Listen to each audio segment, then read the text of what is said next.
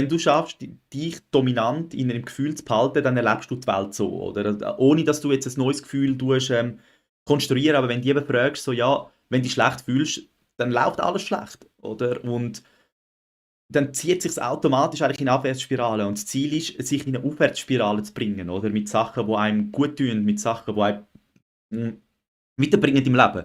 Oder sich lösen von negativen Gedanken, wo einem eben dann wieder, oder wie jetzt bei mir der Optimiergedanke, wenn ich dann wieder denke, so, oh, was könnte ich noch machen? Und mich eigentlich dann wieder in einen State bringen, in einen Zustand bringen, wo ich nachher wieder struggle, wo ich wieder denke, boah, es geht nicht vorwärts und alles. Und dass das nicht mehr ist, oder? Und so, ich bin jetzt wirklich radikal dran. Ich versuche, also ich nutze kein Social Media, nur für meinen Content aktuell, weil ich auch merke, dass ich halt dann zu schnell wieder in einen Vergleich komme oder dass mich ich sag mal, aus meiner Vision rührt oder aus dem, was ich mir möchte in meinem Kopf behalten.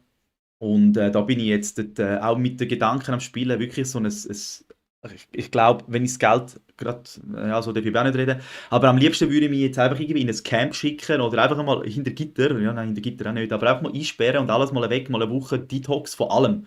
Einfach, dass ich einfach alles kann einmal loslassen.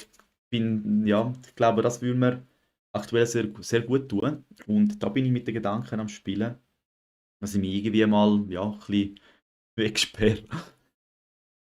Einfach auch, ich merke es auch beim Arbeiten jetzt, da habe ich jetzt Handy, ich will es ja nicht benutzen, aber es ist so, vieles ist so automatisch, oder ich hock an, beim Znüni oder beim Essen, sag mir jetzt, ich gehe nicht ans Handy und dann kommt mir ein Gedanke und dann verwünsche ich mich wieder am Handy, oder? Obwohl ich gar nicht will. Und den Automatismus zu brechen, oder? Man ist irgendwie 95% vom Tag ist man unbewusst dabei.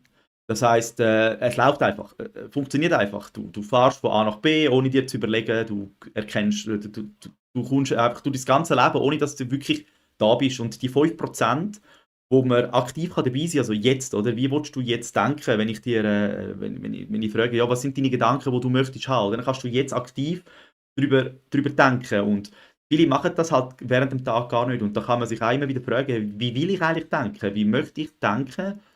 wenn, wenn ich dort wäre, wo ich hin will, oder wie denkt der Mensch, wo ich sein will? Wie fühlt der Mensch, wo ich sein will? Und dann die, die Sachen aufrecht behalten, weil dann verkörpert man die und lebt eigentlich aus dem Bewusstsein raus. Das heißt, auch das Leben reagiert dann auf das Bewusstsein. Das heißt, wenn es dir gut geht, reagieren die Menschen hauptsächlich irgendwie gut auf dich. Wenn es dir schlecht geht, dann das Gefühl, alle sind negativ irgendwie, oder? Und du erlebst die Welt in dem Zustand, wo du bist. Darum ja, kann man so wirklich sich fragen, wie fühlt man sich, wenn man bereits alles hat und dann versuchen, in dem Gefühl zu bleiben.